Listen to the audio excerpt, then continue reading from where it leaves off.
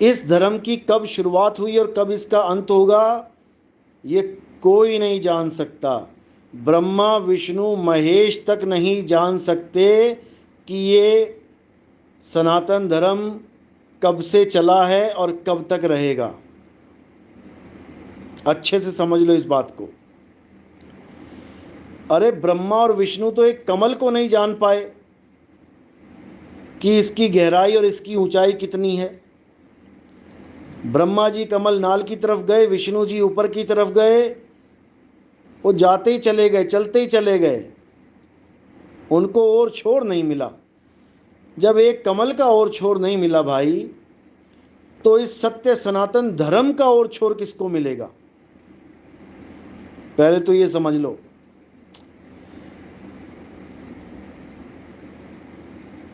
अच्छे से समझ लो। तो सत्य सनातन धर्म और हिंदू धर्म, इन दोनों को एक समझने की गलती कभी मत करना कि कोई सोचे कि सनातन धर्म और हिंदू धर्म एक है। एक नहीं है, बिल्कुल नहीं है। हाँ, हम ये कह सकते हैं कि हिंदू धर्म जो है वो उनकी पूजा करता है जिन्होंने सत्य सनातन धर्म का जिक्र किया, थोड़ा बहुत बताया सत्य सनातन धर्म के बारे में। तो हिंदू धर्म वालों ने उन्हीं लोगों की पूजा करनी शुरू कर दी जिन्होंने सत्य सनातन धर्म का थोड़ा बहुत जिक्र किया। लेकिन हिंदू धर्म वाले सत्य सनातन को जान नहीं पाए।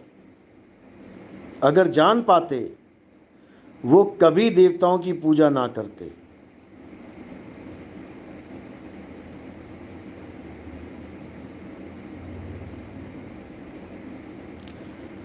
आप गीता उठा के देखेंगे, अध्याय 7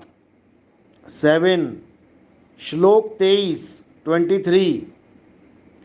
अभी मोबाइल आपके हाथ में है, अभी आप टाइप कीजिए गीता अध्याय 7 श्लोक 23 इन हिंदी कर लेना, आसानी हो जाएगी समझने में। तो जब आप वो देखेंगे तो वहाँ क्या लिखा हुआ है कि देवी देवताओं की पूजा करने वाले, उनके द्वारा प्राप्त फलों को भोगने वाले जो सीमित और क्षणिक हैं, वो फल प्रदान करने वाले देवी देवता नहीं, वो मैं हूं। देवी देवता किसी को कोई फल नहीं दे सकते। अगर देवी देवता के द्वारा किसी को फल प्राप्त हो रहा है तो वो मैं दे रहा हूं, वो नहीं दे सकते। तो वहां साफ लिखा है कि जो देवी देवताओं की शरण में जाते हैं, जो देवी देवताओं की पूजा करते हैं, यानी हिंदू धर्म वाले जो भी देवी देवताओं की पूजा चल रही है, वो लोग अल्प बुद्धि, कई जगह तो मूर्ख भी लिख दिया है।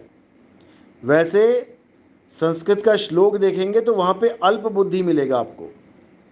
अल्प बुद्धि यानी कि जिनकी बुद्धि थोड़ी कम हो, जो अकल थोड़ी कम हो, ये बोला गया है वहाँ पे। तो जब आप वहाँ पर देखोगे तो आपको समझ में आ जाएगा कि गीता देवी देवताओं की पूजा का खंडन करती है। देवी देवताओं की पूजा का खंडन करती है और क्लियर लिखा है कि देवी देवताओं की पूजा करने वाले देवलोक को जाते हैं, पितरों की पूजा करने वाले पितरलोक को जाते हैं, और भूतों की पूजा करने वाले भूतों के लोक में चले जाते हैं। ये तीनों मुझ अविनाशी परमात्मा को नहीं जान पाते, यानी मुझ तक नहीं पहुंच पाते।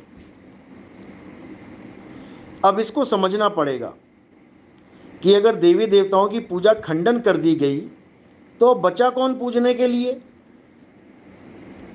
क्योंकि सारे हिंदू देवी देवता, जिसका भी नाम लो आप, सबका खंडन कर दिया गया।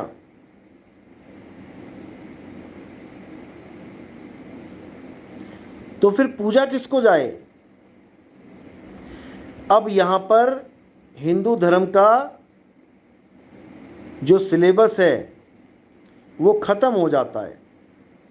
यानी देवी देवताओं की पूजा, पितरों की पूजा, हवन यज्ञ, मंत्र जाप, ये 84 कोस की यात्राएं, तीर्थ मूरत, ये गंगा स्नान, यमुना स्नान, ये सब जो कुछ भी है ये सब यहीं ख़त्म हो जाता है। तो हिंदू धर्म की जो पढ़ाई है वो यहाँ तक सीमित है। अब इसके आगे कौन सी पढ़ाई है? अब हिंदू धर्म से आगे कैसे जाएं? तो उसकी पढ़ाई भी गीता में बता रखी है।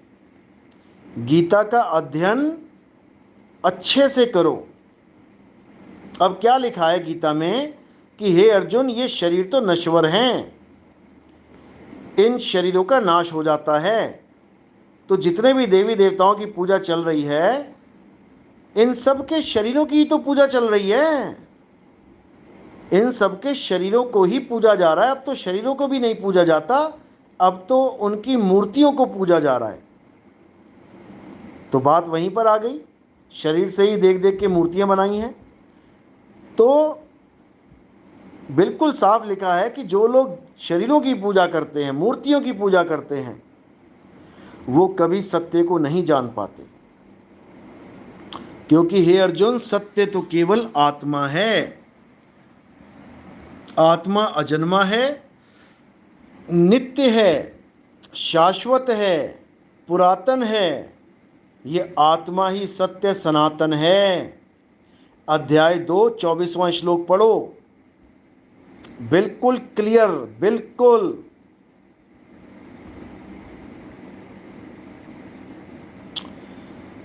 सत्य सनातन आत्मा है। इसीलिए सत्य सनातन का कोई समय निर्धारित नहीं है कि वो कब से चला और कब तक चलेगा, क्योंकि आत्मा ही सत्य सनातन है। आत्मा को जीव मत समझ लेना, जीव। कुछ लोग भ्रमित हो जाते हैं कि नितिन दास तो आत्मा आत्मा करता है, जबकि परमात्मा परमात्मा करना चाहिए। देखो, जिसको तुम आत्मा बोल रहे हो, हम उसको जीव बोलते हैं, जीव। क्योंकि तुम्हें आत्मा के गुण नहीं पता, इसलिए तुम आत्मा बोल देते हो जीव को गलती से। जो 84 में फंसा है मेरे भाई, वो जीव है।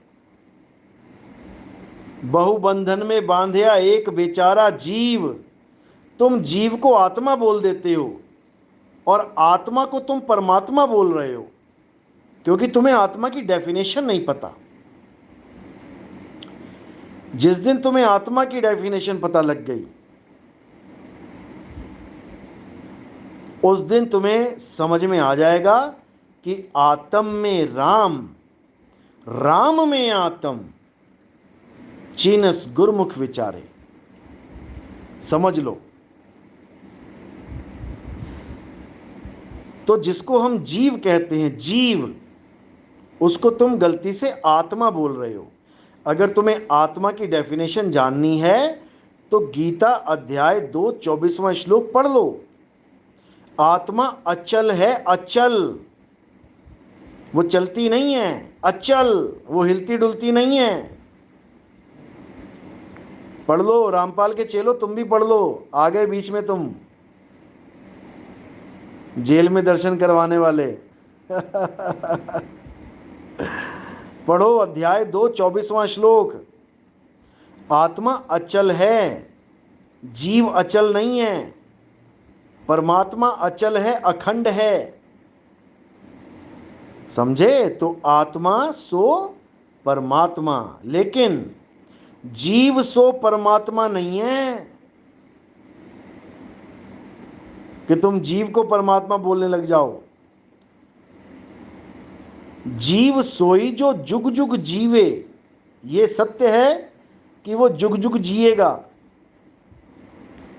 उत्पत्त परलय माही, यानी इस काया को धारण करेगा, फिर उतार देगा, फिर धारण करेगा, फिर उतार देगा। जीव सोई जो जुग जुग जीवे, उत्पत्त परलय माही, और देह धरे भर में 84। निर्भय कब हु नाही, बार बार शरीर धारण करेगा, कुत्ता बिल्ली हाथी घोड़ा कीड़े मकोड़े सांप पता नहीं क्या क्या बनेगा, फिर एक बार इंसान चोला धारण करेगा, गुरु मिल गया सतगुरु मिल गया तो कल्याण है, नहीं तो फिर से वही घमासान है।